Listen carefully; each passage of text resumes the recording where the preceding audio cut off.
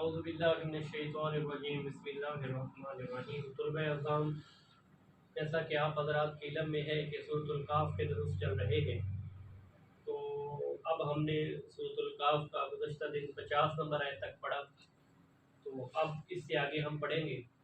جیسا کہ میں نے ابتدا میں بھی آپ حضرات کی سماعتوں کی نظر یہ باتیں کی ہیں کہ سورۃ الکہف میں جو اس کا دعویٰ ہے، یہ جو اس کی بنیاد ہے، یہ جو اس کا خلاصہ ہے، وہ یہ ہے کہ اللہ کا کوئی نائب نہیں ہے، اللہ کا کوئی ولد نہیں ہے۔ یہ ذہن میں آپ بات رکھیں۔ اللہ پاک نے اس کے بارے میں اپنے اس سورۃ الکہف میں جو اشکال تھے مشرکین کے، جو اعتراضات تھے، اس حوالے سے آپ حضرات کے سامنے ہم گاہے بگاہے بات کرتے رہتے ہیں، وہ آیتیں چلتی رہتی ہیں، تو آپ حضرات کے سامنے سورۃ الکہف میں جو اصحاب کہف کی باتیں تھیں وہ آپ حضرات کے سامنے پیش کی، ان کے مشرکین کے اشکال پیش کیے، تو یہ ساری چیزیں آپ ذہن نشین کرتے جائیں۔ اور ساتھ جیسے میں آپ حضرات کو کہا کرتا ہوں کہ دل کا پیالہ خالی کر کے قرآن کو پڑھیں، قرآن کو سمجھیں، اللہ پاک ہمیں توفیق قرآن نصیب کرے۔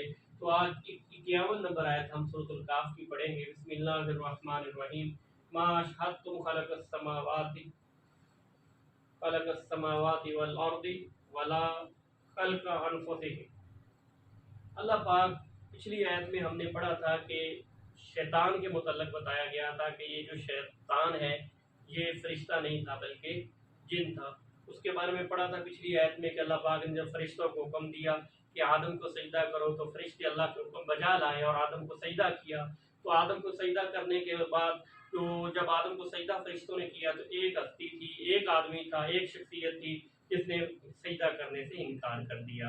وہ باغی ہو گیا، بغاوت کر لی، متکبر ہو گیا اور گھمنڈ کرنے لگ گیا کہ دیکھو جی میں تو ناری ہوں، میں آگ سے بنا ہوں، یہ مٹی سے بنا ہے اور میں اس سے افضل ہوں، افضلیت کی بنیاد پر میں اسے سجدہ نہیں کرتا۔ لیکن ملائکہ نے سجدہ کیا، اللہ کا حکم تھا، اللہ نے کہا تھا، فرشتوں نے سجدہ کیا، تو یہ انکار کر گیا، سرکش ہو گیا، باغی ہو گیا، ساتھ یہ چیلنج بھی کرنے لگ گیا۔ اللہ پاک نے اس کو رحمت سے اپنی جو ہے رحمت سے نکال دیا۔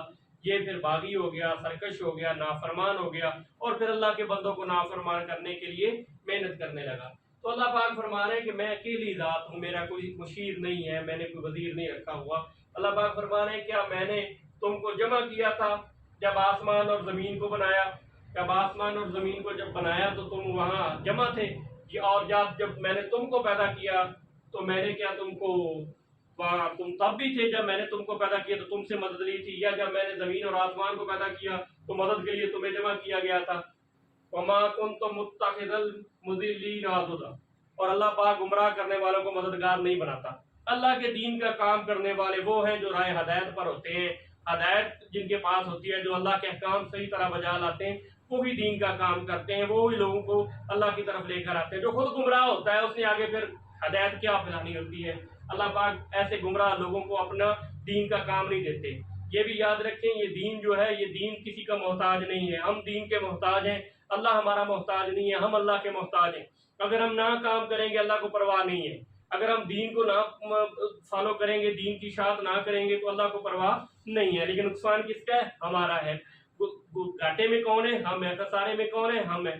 اس لیے دین کو طالب سمجھ کر یا اللہ پاک کی محبت کو طالب سمجھ کر قبول کیا کریں، نہ صرف یہ کہ اپنے آپ کو پیش کیا کریں بلکہ یہ سمجھا کریں کہ اللہ پاک کا ہمارے اوپر اتنا بڑا احسان ہے کہ اللہ نے ہمیں ہدایت دے دی ہے، صحیح راستہ ہم نے دکھا دیا ہے۔ آگے اللہ پاک فرما رہے ہیں وَيَوْمَ يَقُولُ نَادُوا شُرَكَائِيَ الَّذِينَ زَعَمْتُمْ فَادْعُوهُمْ فَلَمْ يَسْتَجِيبُوا لَهُمْ وَجَعَلْنَا بَيْنَهُمْ موبقہ۔ یہاں اللہ پاک فرما رہے ہیں اور جس دن وہ دیکھیں گے کیا؟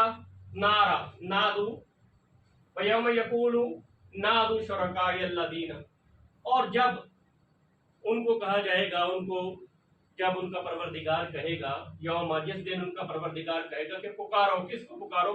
اس کو جو اللہ کے سوا تم پکارتے تھے، تو وہ کیا کریں گے؟ فَدُوهُمْ، تو وہ پکاریں گے، فَلَمْ يَسْتَجِيبَ لَهُمْ، تو کوئی جواب ان کو نہ ملے گا، وَجَعَلْنَا بَيْنَهُمْ مَوْبِقًا، اور ان کو گھاٹے کے درمیان ہلاکت کی جگہ پہ کھڑا کر دیا جائے۔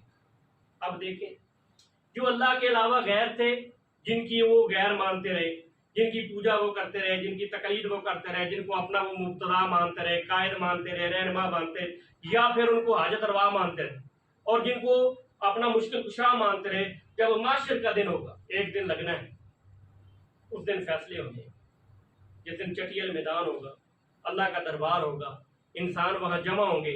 اس دن اللہ پاک جلال میں ہوں گے. اللہ پاک فرمائیں گے میرے علاوہ پکارنے والوں, میرے علاوہ لوگوں کی کو مدد کے لیے لانے والوں, لاؤ تو صحیح اپنے سامنے, میرے سامنے لاؤ تو صحیح, وہ بندے لاؤ تو صحیح جن کی تم پوجا کرتے تھے, جن سے تم مشکل کشائی دور کرتے تھے, جن سے تم حاجت روائی دور کرتے تھے, اور جو تمہارا حاجت روا تھا, تمہارا مشکل کشا تھا, جو مشکل کشا کے لیے تم پکارتے تھے, حاجت روائی کے لیے پکارتے تھے, ان کو بلاؤ. تو وہ بلائیں گے تو وہ کون جواب دے گا؟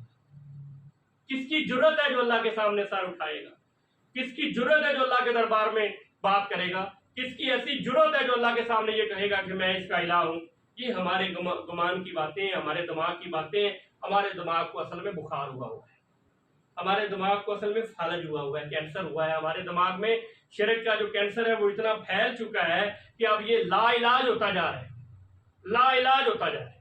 اب جب اصلاح کی بات کرتے ہیں, عقیدے کی بات کرتے ہیں, اور لوگوں کو کہتے ہیں کہ یار اللہ پاک کی ذات میں کسی کو شریک نہ کرو, اللہ پاک کی صفات میں کسی کو شریک نہ کرو, یہ ساری باتیں جو اللہ پاک بیان فرما رہے ہیں یہ ہماری ہدایت کے لیے, ہماری رہنمائی کے لیے. پھر بھی ہم نے قرآن کو بدل دیا, قرآن کا ترجمہ بدل دیا, مفہوم بدل دیا, پورا قرآن بدل دیا, اور چند ٹکوں کی خاطر ہم نے گمراہی کا وہ ٹھیکہ لے لیا کہ ہم تو خود گمراہ تو تھے, خود تو ڈوبے تھے, ہم سنم دوسروں کو بھی ساتھ لے ڈوبے.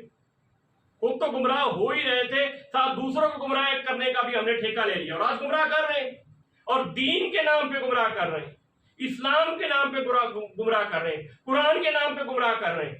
بدقسمتی یہ تھا کہ اگر آپ نے گمراہ کرنا تھا دنیا کے نام پہ کرتے, دنیا کے نام کو لوگوں کو ذلیل کرتے, آپ نے دین کے نام پہ لوگوں کو گمراہ کرنا شروع کر دیا. یہ لمحہ فکریہ ہے, اور ہم اس گمراہی میں اس حد تک آگے چلے, پھر سالہ سال گزر جاتے ہیں اور اسی طرح ہم اس دنیا سے چلے جاتے ہیں. ہمیں سوچنے کا وقت ہے, ہمارے پاس آج وقت ہے, آج بھی ہم اپنی اصلاح کر لیں, آج بھی ہم اپنے اوپر غور کر لیں کہ جو ہم کر رہے ہیں یہ شرک ہے. اللہ پاک نے معاف نہیں کرنا, مشرک کی بخشش نہیں ہوتی, مشرک کو اللہ معاف نہیں کریں گے. یہ اللہ کی ذات میں شریک کرے, صفات میں شریک کرے, رب کا در چھوڑ کر عزت اللہ دیتا ہے. اللہ پاک نے آنکھیں دی ہیں, زبان دیے, کان دیے ہیں, ہاتھ دیے ہیں, پاؤں دیے ہیں چلنے کے لیے, 6 فٹ کا ڈھانچہ دیا ہے, رزق دیا ہے, گھر بار دیا ہے, سب کچھ دیا ہے. رب کا کھا کر جب کسی اور کا گاتا ہے, اللہ فرماتا ہے میری کبریائی جلال میں آ جائے. اس لیے کھایا اللہ کا جاتا ہے تو پھر گایا بھی اللہ کا جائے. اللہ کے علاوہ کوئی ایسا ہے نہیں. یہ ساری باتیں ہماری اصلاح کے لیے ہے کہ ہم سمجھ سکیں کہ الہ صرف ایک اللہ پاک کی ذات ہے. تو جب ان کو کہا جائے گا کہ تم پکارو ان کو, کہ وہ جو تمہارے, اللہ فرمائے گا جو میرے شریک تھے, جو میرے علاوہ تم پکارتے تھے, تم کو پکارو, تو وہ پکاریں گے تو ان کو جواب نہیں ملے گا, اور وہ ہلاکت کی جگہ پر کھڑے ہوں گے, ہلاکت کی جگہ پر کھڑے ہوں گے. وَرَأَى الْمُجْرِمُونَ النَّارَ, وَرَأَى الْمُجْرِمُونَ النَّارَ, اور جب مجرمین دیکھیں گے دوزخ کی آگ کو, فَظَنُّوا أَنَّهُمْ مُوَاقِعُوهَا